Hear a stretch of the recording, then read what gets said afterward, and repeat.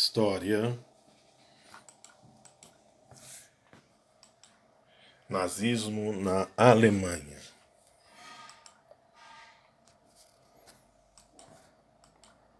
República de Weimar.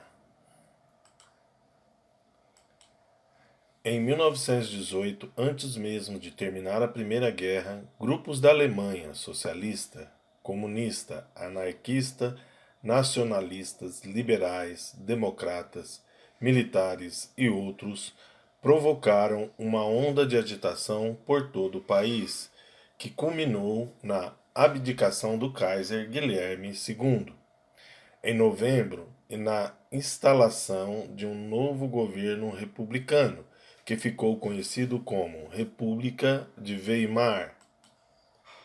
Após a guerra, a Alemanha foi obrigada a aceitar as condições impostas pelos países vencedores no Tratado de Versalhes, o que gerou insatisfação e revolta, agravando as crises econômica e social que o povo alemão já vivia. Hiperinflação. Em 1923, o governo alemão decidiu não pagar as parcelas da indenização de guerra correspondente àquele ano. Em represália, tropas franco-belgas invadiram a região industrial de Ruhr. Os trabalhadores, com o apoio do governo, entraram em greve. Para sustentar a situação, o governo imprimiu dinheiro desordenadamente, resultando em hiperinflação. $1 valia em janeiro 7,260 marcos, moeda alemã. Em 90, 4,2 milhões, ou seja, um carrinho de mão cheio de notas comprava somente um pão. A população alemã viu-se diante de uma grave situação de fome e de aumento de desemprego. Adolf Hitler.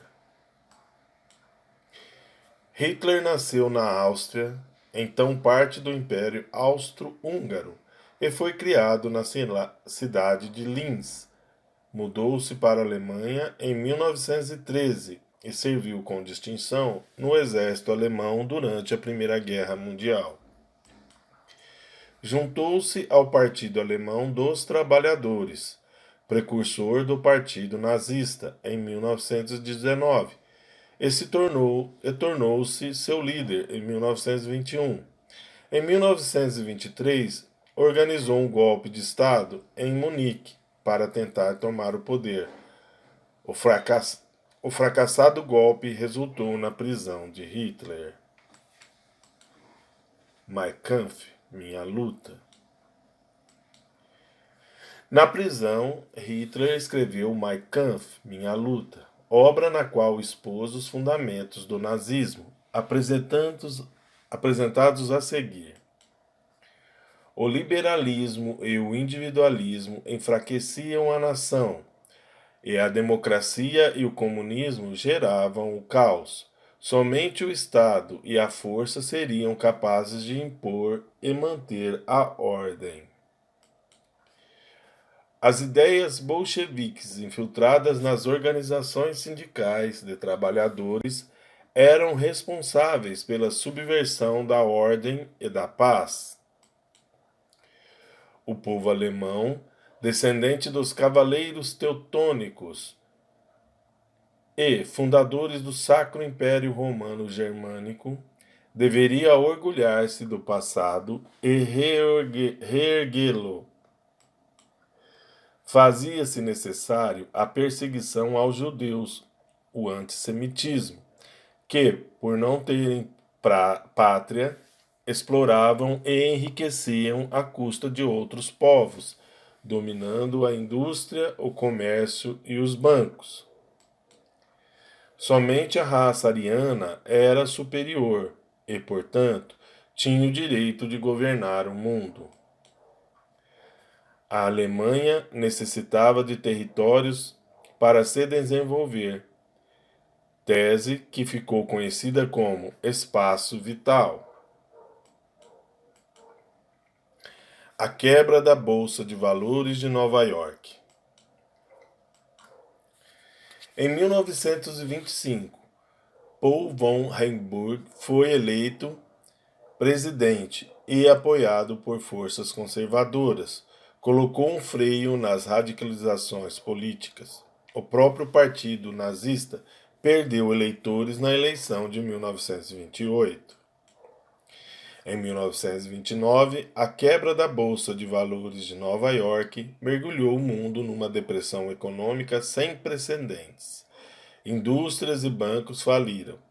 Os Estados Unidos da América retiraram sua ajuda econômica e, 3 anos depois, a Alemanha contabilizava 6 milhões de desempregados. Perigo soviético. A agitação e a radicalização política voltaram às ruas. De um lado, os comunistas defendiam a Revolução Popular nos moldes soviéticos, como a solução para a crise. Do outro, os nazistas, por meio das tropas ou seções de assalto SA, reprimia violentamente as manifestações de esquerda. Em razão dos inflamados discursos contra o perigo soviético, Hitler passou a contar com o apoio da burguesia alemã e dos profissionais liberais. Seu discurso nacionalista atraía milhares de adeptos entre os camponeses, os trabalhadores e os desempregados urbanos. Demonstrações de força. Os nazistas passaram a promover gigantescas demonstrações de força com desfiles da seção de assalto, SA, e as brigadas de segurança, SS. Eles criticavam os liberais democratas, os comunistas e os judeus, e prometia trabalho para todos e o controle dos preços das mercadorias. A suástica, símbolo nazista vermelho com a cruz gamada, passou a multiplicar na Alemanha e o nazismo ganhou força. Em janeiro de 1933, o presidente Hindenburg nomeou Hitler chanceler, primeiro-ministro. Em janeiro de 1933, o presidente nomeou Hitler chanceler devido à expressiva votação que os nazistas tiveram para o parlamento alemão em meados de 1932. Noite dos Longos Punhais, 30 de junho de 1934. Ao assumir o posto, Hitler instaurou um governo totalitário, dissolveu o parlamento, convocou novas eleições e colocou as tropas da SA e SS para fiscalizarem o processo eleitoral. A oposição foi violentamente perseguida e as eleições foram garantidas para os nazistas.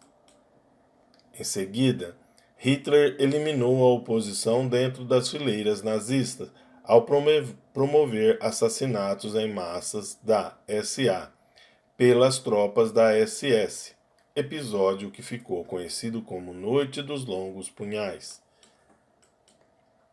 Noite dos Cristais. Com a morte do presidente, em 1934, Hitler assume o controle político do Estado e das Forças Armadas e autodeterminou-se Führer, o chefe. Transferiu a capital Alemanha de Weimar para Berlim e pôs fim à República e fundou o Terceiro Reich. O Führer decretou uma série de leis antissemitistas, responsabilizando os judeus pelas crises econômicas e sociais, considerando-os uma raça inferior. Em novembro de 1938, os nazistas destruíram sinagogas, lojas e habitações de judeus, fato que ficou conhecido como Noite dos Cristais. Violência da Gestapo.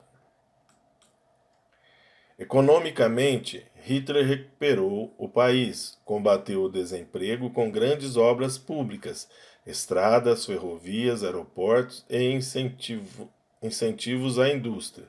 em especial a de armamentos, apesar da proibição do Tratado de Versalhes.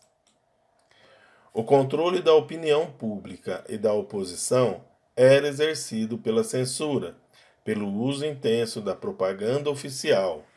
Havia o Ministério da Propaganda, dirigido por José Goebbels, e pela violência da Gestapo, polícia secreta alemã que prendia e executava qualquer suspeito. Quanto à educação. Quanto à educação, Hitler pôs em prática o que já havia escrito em Mein Kampf, em relação a ensinar a suposta superioridade dos alemães.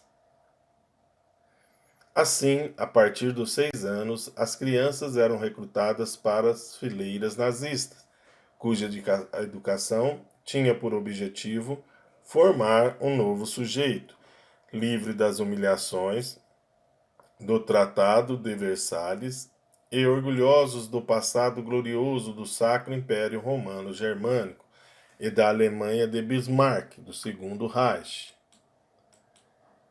Guerra Civil Espanhola.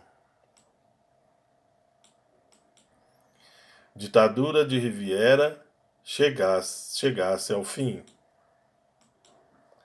A Guerra Civil Espanhola foi um conflito que ocorreu entre grupos opositores na Espanha, entre os anos de 1936 e 1939. Antes do conflito se iniciar, a Espanha vivia sob um governo ditador chamado Miguel Primo Riviera, que tinha apoio dos grupos conservadores. Entre as ações do governo de Riviera estava a perseguição dos grupos identificados como comunistas. No início da década de 1930, a Espanha também vivia os reflexos da crise causada pela quebra da Bolsa de Nova York, o que gerou grande insatisfação por parte da população espanhola e uma pressão para que a ditadura da Riviera chegasse ao fim. Francisco Franco. Com o advento de um governo republicano, os grupos conservadores passaram a ficar insatisfeitos, especialmente porque alguns grupos que defendiam ideias opostas passaram a fazer parte do governo republicano. Os conservadores organizaram assim as denominadas falanges de viés nacionalistas e inspirada nas ideias fascistas, e, entre seus principais expoentes, estava o general Francisco Franco, que em 1936 recebeu o apoio de Hitler e Mussolini. Ajuda ítalo-alemã. Entre contrapartida, formava-se o grupo da Frente Popular, integrada pelos republicanos e simpatizantes do socialismo e do comunismo. A Espanha passou a viver um momento de intensa polarização ideológica.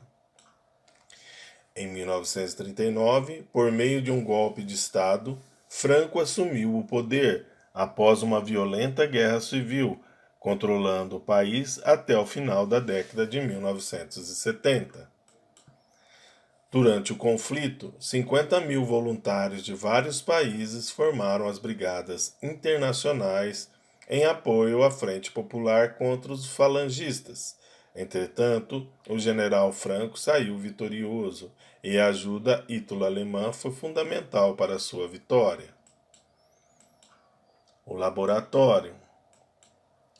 A Guerra Espanhola acabou se tornando uma espécie de laboratório para que Hitler testasse equipamentos e táticas bélicas que seriam usados posteriormente na Segunda Guerra Mundial. O saldo do conflito foi a morte de milhares de pessoas, além de o general Franco ter sido mantido no poder até a década de 1970, quando de sua morte. Guerra e arte.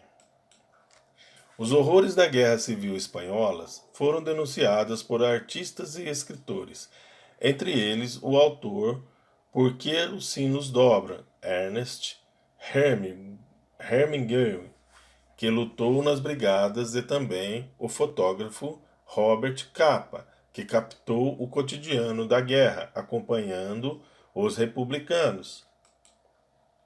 Um dos mais conhecidos trabalhos que expuseram a destruição promovida pela Guerra Civil Espanhola é de autoria de Pablo Picasso, artista que retratou o conflito em seu quadro Guernica. Sua obra foi inspirada no bombardeio sofrido pela cidade de Guernica, anteriormente capital basca, durante a Guerra Civil Espanhola, em 26 de abril de 1937.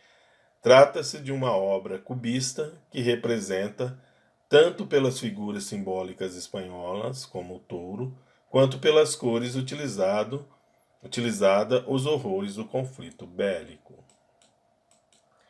Pablo Picasso, artista que retratou o conflito em seu quadro Guernica. Bom, pessoal, aí está o quadro Guernica, de Pablo Picasso, e eu vou ficando por aqui. Até a próxima aula.